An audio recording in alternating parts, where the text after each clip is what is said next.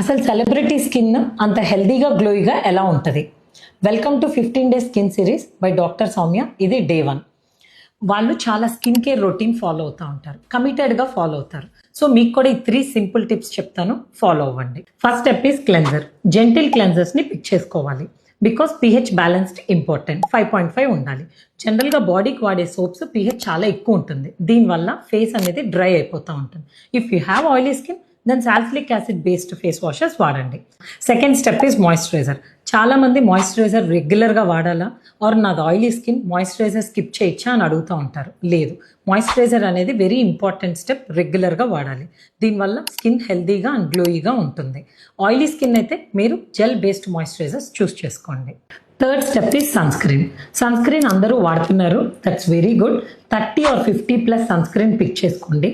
ఇండోర్స్లో ఉన్న వాళ్ళు అసలు వాడట్లేదు, అవుట్డోర్స్లో ఉన్న వాళ్ళు ఒక్కసారే అప్లై చేస్తున్నారు. సో ఇండోర్స్లో ఉన్న సన్ స్క్రీన్ అనేది డైలీ వన్స్ కంపల్సరీగా వాడాలి. అవుట్డోర్స్ అంటే మనం బయటికి వెళ్ళినప్పుడు, బయట వర్క్ చేసుకునేటప్పుడు ఎవ్రీ 4 to 5 hours రీఅప్లై చేయాలి. Next important thing is night care routine. Night కూడా మీరు పడుకునే ముందు కంపల్సరీగా జెంటిల్ క్లెన్జర్ వాడాలి. ఆఫ్టర్ దట్ మేకప్ ఏమన్నా ఉంటే రిమూవ్ చేసుకోవాలి. నెక్స్ట్ స్టెప్ ఏంటంటే serums.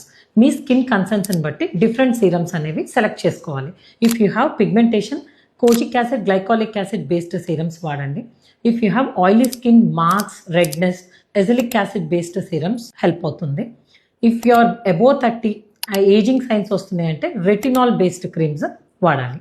After serums you have to definitely top it up with moisturiser so that skin అనేది సప్పుల్గా, హెల్దీగా, గ్లోయింగ్గా ఉంటుంది.